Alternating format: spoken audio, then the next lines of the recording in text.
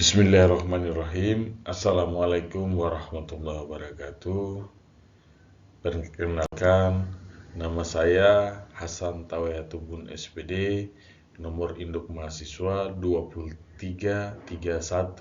233174903325. Asal sekolah saya dari SMP Yapis 2 Fakfak, Papua Barat.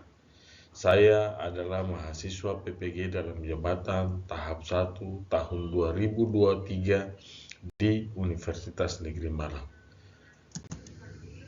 Pada kesempatan kali ini saya akan menunjukkan best practice saya dengan judul meningkatkan hasil belajar IPS siswa kelas 9A pada materi perubahan sosial budaya dengan penerapan model pembelajaran Problem Based Learning atau PBL.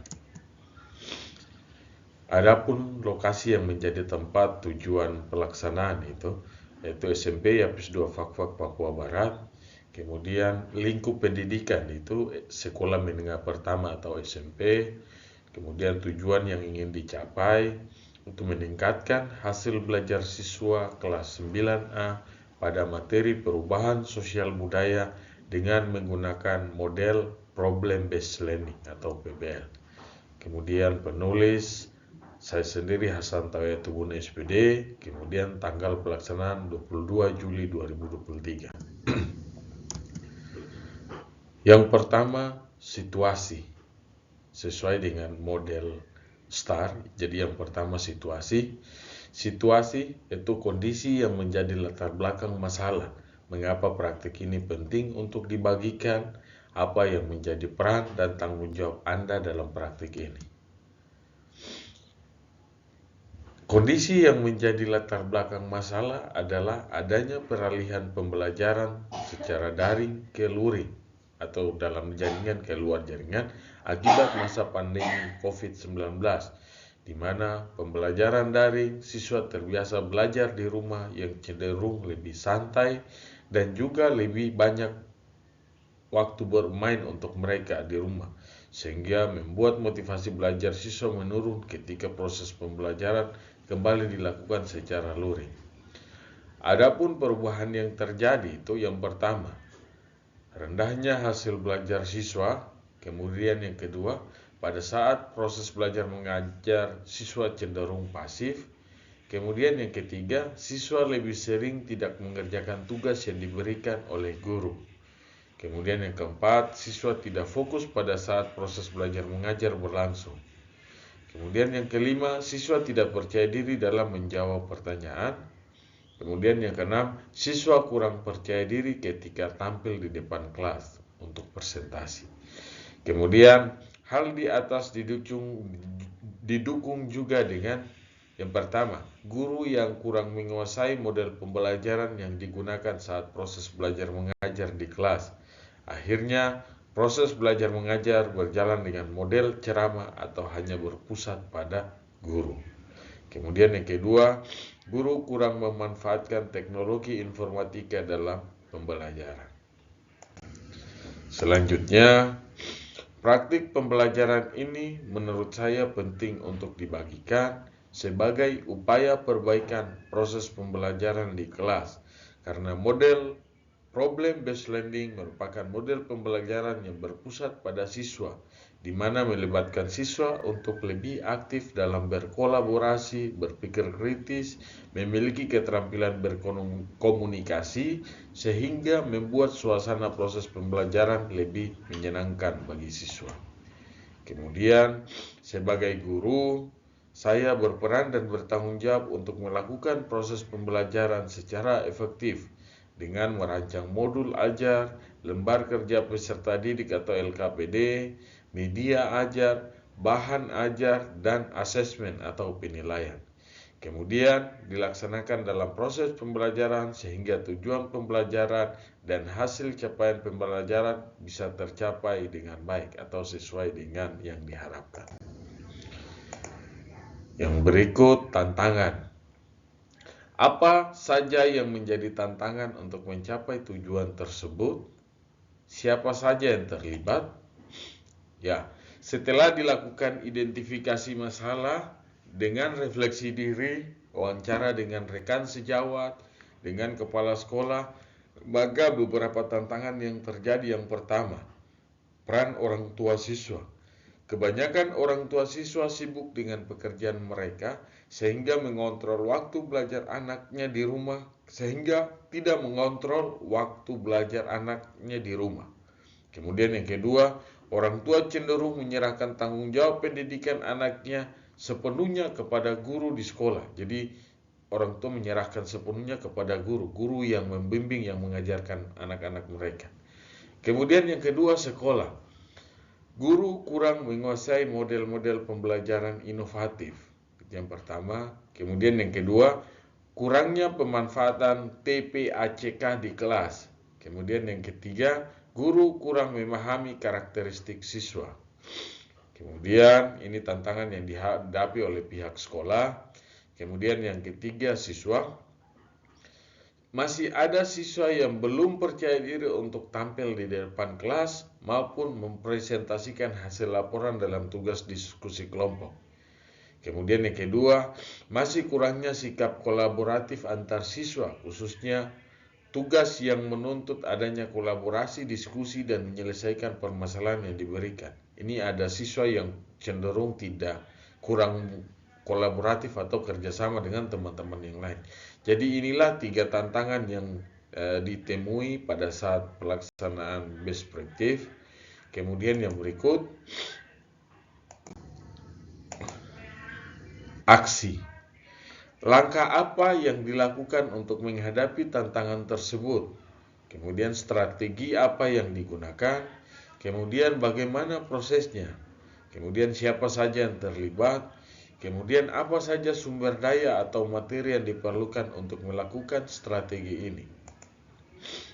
Ya, yang pertama, langkah dan strategi yang dilakukan. 1. Penggunaan model pembelajaran yang lebih inovatif, di mana guru dituntut untuk memahami langkah-langkah atau sintak dari model pembelajaran yang digunakan, mulai dari pembukaan, kemudian inti, kemudian penutup. Model pembelajaran problem-based learning adalah salah satu model pembelajaran yang menggunakan kegiatan diskusi kelompok sebagai media berbagi dan mencari informasi. Model ini menuntut siswa untuk dapat melakukan kolaborasi atau kerjasama, kemudian diskusi, dan mencari informasi untuk menghasilkan bentuk hasil dari hasil belajar. Kemudian yang kedua, guru mengkolaborasikan media pembelajaran yang ada di lingkungan sekolah dengan TPACK sehingga siswa lebih bersemangat dalam pembelajaran. Kemudian yang ketiga, guru memperhatikan karakteristik siswa. Kemudian yang keempat, guru membimbing siswa yang belum memahami tugas yang akan dilakukan, mendampingi dan memberi contoh kepada siswa baik secara individu maupun secara kelompok ketika akan mengerjakan tugas dan mempresentasikannya. Kemudian refleksi hasil dan dampak.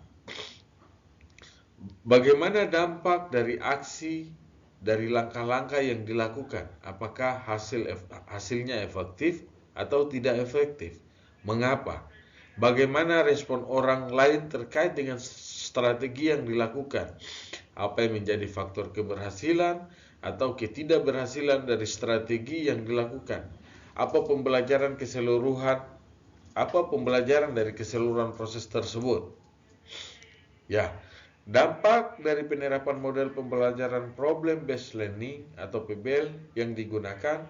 Yang pertama, siswa lebih bersemangat, pemahamannya lebih baik, dan siswa lebih termotivasi dalam proses pembelajaran, khususnya pada materi perubahan sosial budaya.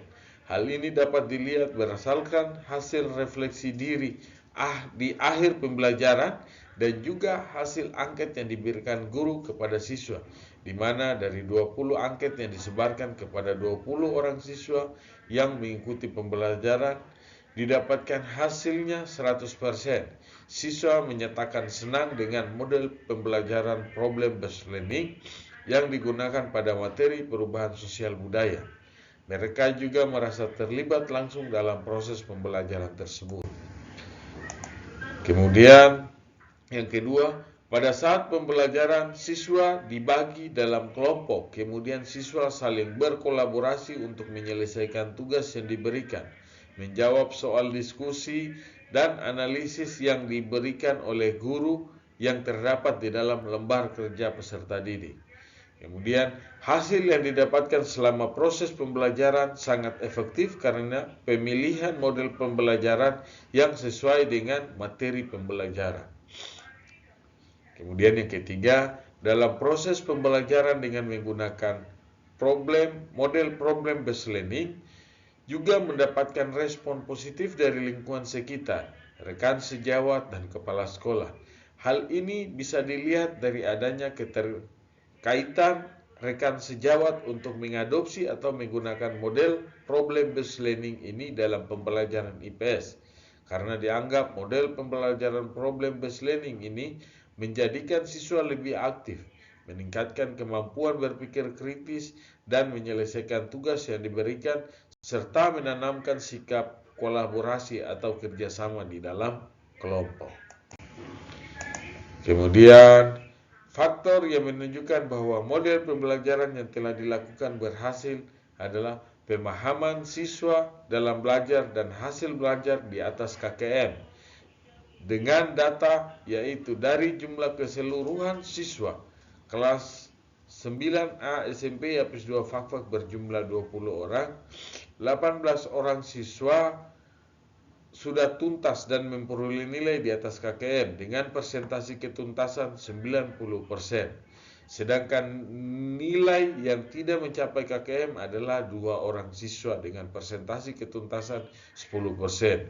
Dan selanjutnya akan dilakukan remedial untuk siswa yang belum tuntas. Demikianlah penyampaian terkait best practice yang disusun oleh saya. Kurang dan lebihnya mohon dimaafkan. Billahi taufiq wal hidayah. Wassalamualaikum warahmatullahi wabarakatuh. Waalaikumsalam.